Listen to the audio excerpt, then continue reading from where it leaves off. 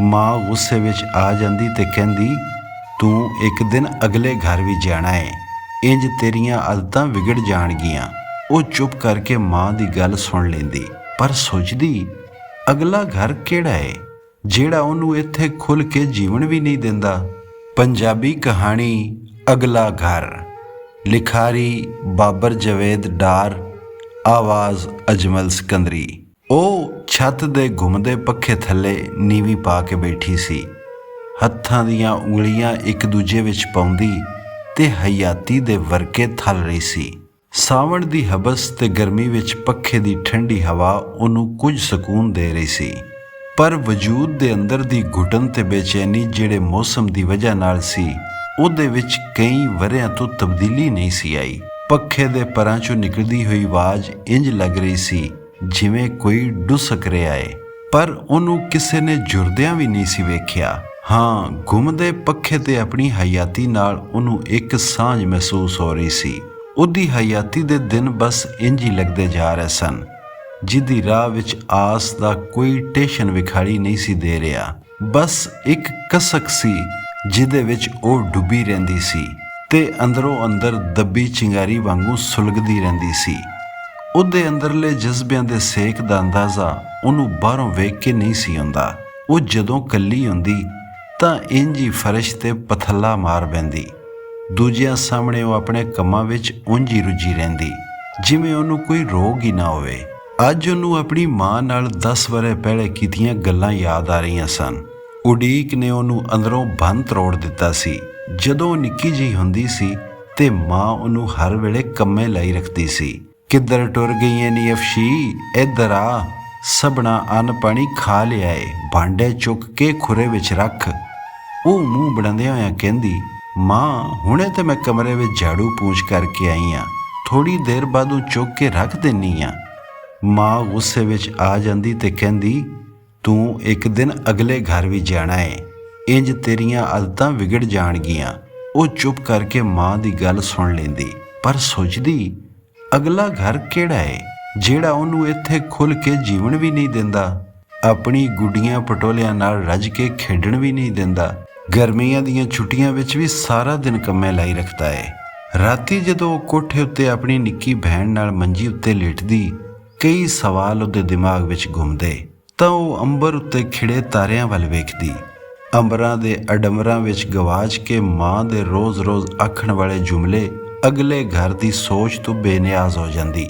ਉਹਦੀਆਂ ਅੱਖਾਂ ਨੀਂਦਰ ਦੇ ਨਾਲ ਭਰ ਜਾਂਦੀਆਂ, ਅੰਬਰਾਂ ਦੇ ਤਾਰੇ ਉਹਦੇ ਸੁਪਨਿਆਂ ਵਿੱਚ ਲਿਸ਼ਕਣ ਲੱਗ ਪੈਂਦੇ। ਉਹ 2 ਭੈਣਾਂ ਤੇ 2 ਭਰਾ ਸਨ। 2 ਭਰਾ ਵੱਡੇ ਤੇ ਭੈਣ ਉਹਦੇ ਨਾਲੋਂ ਨਿੱਕੀ ਸੀ। ਇਸ ਲਈ ਮਾਂ ਆਪਣਾ ਹੱਥ ਵੰਡਾਉਣ ਲਈ ਸਾਰੇ ਕੰਮ ਉਹਨੂੰ ਹੀ ਕਹਿੰਦੀ ਸੀ। ਹੁਣ ਤਾਂ ਉਹ ਕਾਫੀ ਵੱਡੀ ਹੋ ਗਈ ਸੀ ਤੇ ਸੋਚਣ ਸਮਝਣ ਵੀ ਲੱਗ ਪਈ ਸੀ।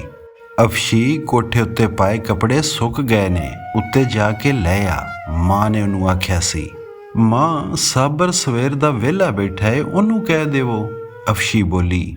ਇਹ ਮੁੰਡਿਆਂ ਦੇ ਕਰਨ ਵਾਲੇ ਕੰਮ ਨਹੀਂ, ਘਰਾਂ ਦੇ ਕੰਮ ਕਰਦੀਆਂ ਧੀਆਂ ਹੀ ਸੋਹਣੀਆਂ ਲੱਗਦੀਆਂ ਨੇ, ਸਾਬਰ ਨੇ ਆਖਿਆ।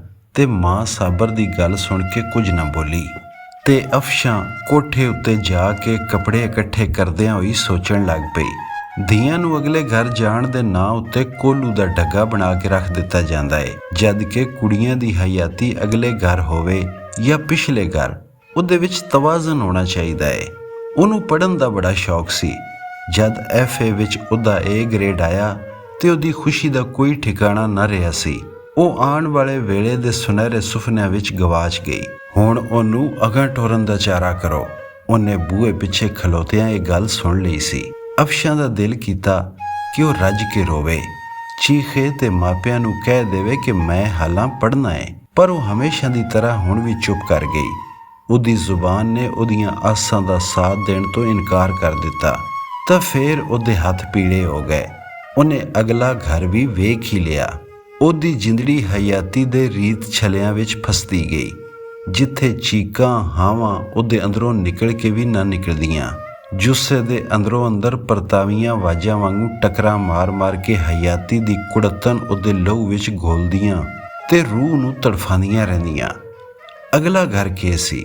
ਸਾਰਾ ਦਿਨ ਲੱਤਾਂ ਬਾਹਾਂ ਚਲਦੀਆਂ ਰਹਿੰਦੀਆਂ, ਪਰ ਕੰਮ ਨਾ ਮੁੱਕਦੇ।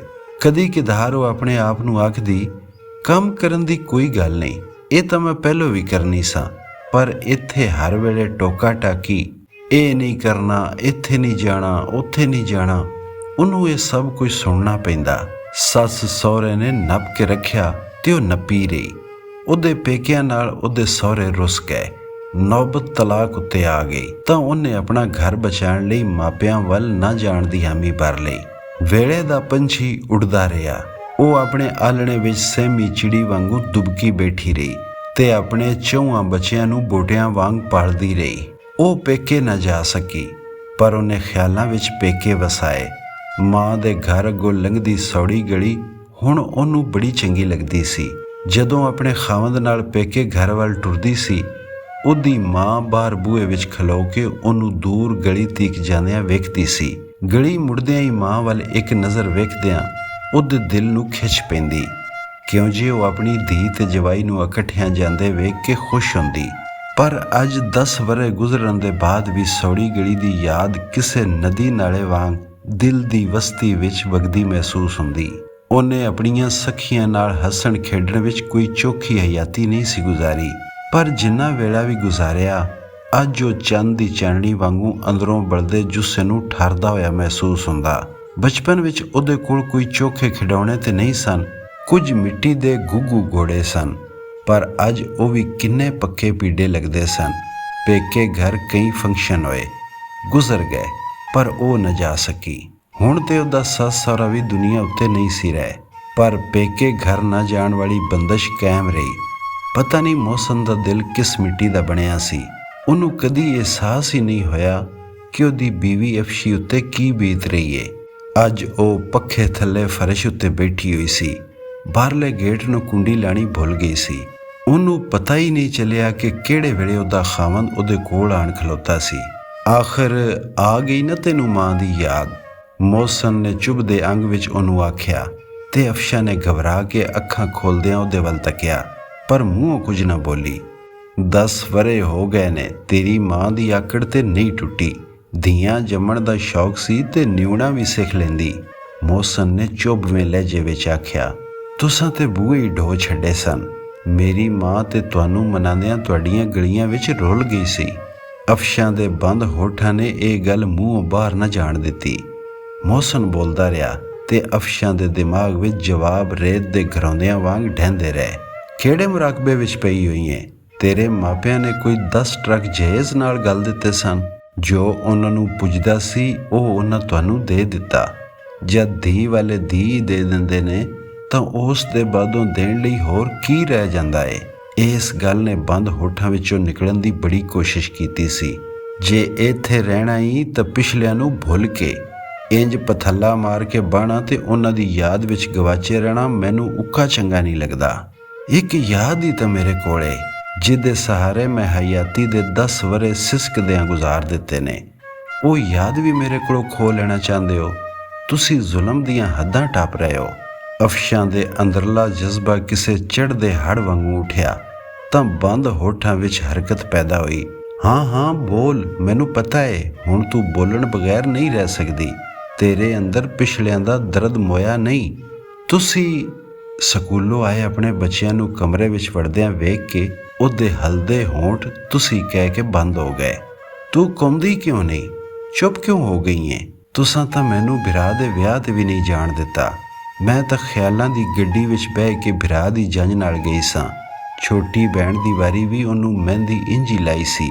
ਇਹ ਗੱਲ ਵੀ ਹੋਠਾਂ ਤੋਂ ਬਾਹਰ ਨਾ ਜਾ ਸਕੀ। ਮੌਸਮ ਕਮਰੇ ਵਿੱਚੋਂ ਬਾਹਰ ਜਾ ਚੁੱਕਿਆ ਸੀ, ਪਰ ਉਹ ਹੁਣ ਵੀ ਗੁੰਮਸੁੰਮ ਬੈਠੀ ਬਿਲਕੁਲ ਪੱਥਰ ਦੀ ਮੂਰਤੀ ਜਾਪ ਰਹੀ ਸੀ।